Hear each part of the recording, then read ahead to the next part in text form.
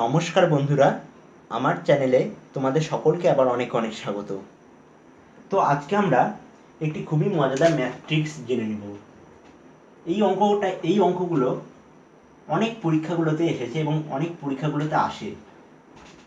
তো এই অঙ্কটা দেখো কি বলেছে, under root 1+2 under root 1+3 into under root 1+4 under root 1+5 এভাবে ডট ডট করে ইনফাইনাইট পর্যন্ত গেছে। তো এবার জানতে চেয়েছে এক্স ইকুয়াল টু এটা যদি হয় তাহলে এক্স এর মান কত হবে, এক্স ইকুয়াল টু কত হবে নির্ণয় করো।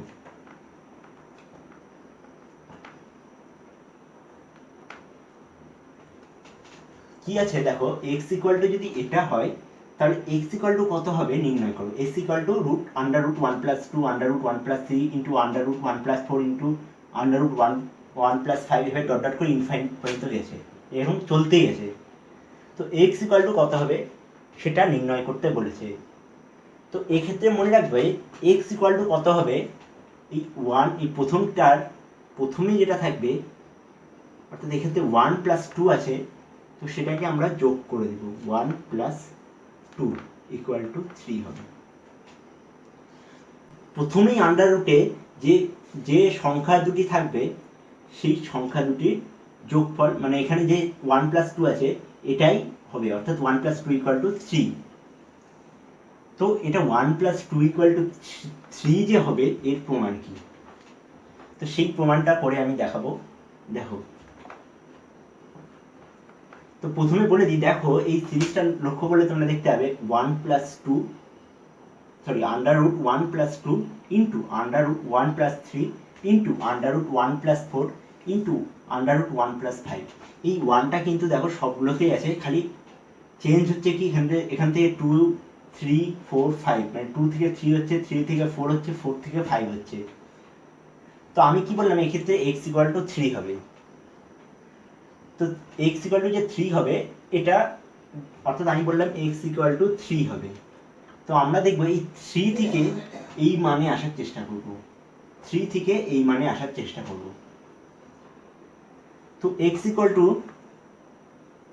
আমরা লিখতে পারি √9, কারণ √9 করলে 3 হবে। তারপরের লাইনে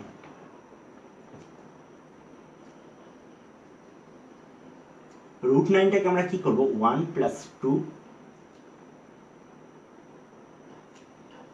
অর্থাৎ 1 প্লাস, এখানে একটু ভেঙে ভেঙে করি, 1+8 করলাম, রুটটাকে আমরা 1+8 এই হিসেবে লিখলাম। তারপরের লাইনে দেখো 1+2 ইন্টু 4, এই 8টাকে 2 ইন্টু 4 হিসাবে লিখলাম। তো তারপরে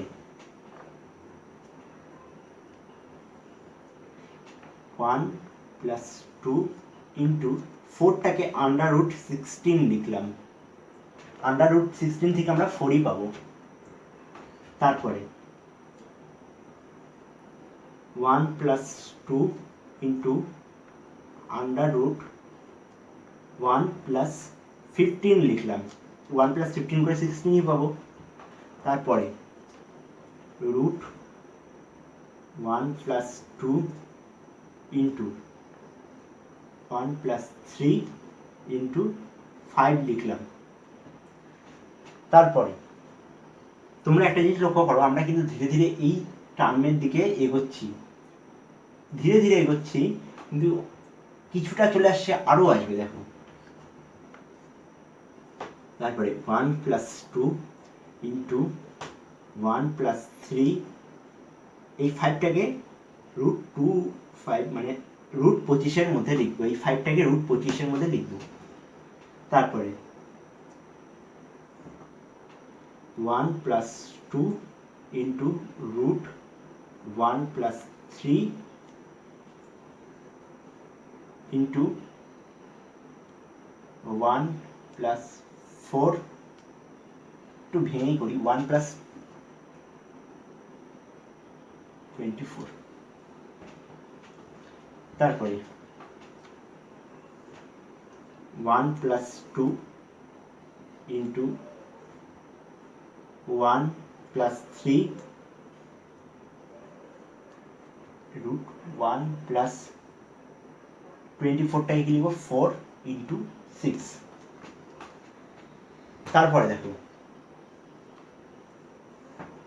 1 প্লাস 2 ইন্টু 1 প্লাস 3 ইন্টু 1, এটা চলতেই থাকবে। 1 প্লাস 4 ইন্টু রুট 6টাকে কীভাবে লিখব, রুট 36। তারপরে 1 plus 2 into 1 plus 3 into 1 plus 4 into 1 plus, এই 36টাকে কি লিখবো 1 প্লাস 35, তো এটাকে আমি একবারই লিখে দিচ্ছি 5 ইন্টু 7। দেখো এটা কিন্তু চলতেই থাকবে, এখানে 1 প্লাস 5 ইন্টু 7, এই 7টাকে আবার রুট 49 হিসেবে লিখবো, তো এটা ইনফিনিটি পর্যন্ত চলতে থাকবে। তো দেখো এখান থেকে আমরা এই x ইকুয়াল টু 3 থেকে কোথায় আসলাম, root under 1 plus 2 into 1 plus 3 into 1 plus 4 into 1 plus 5 into infinity, এভাবে ডট ডট ডট করে এটা চলতেই থাকবে, এটা শেষ হবে না।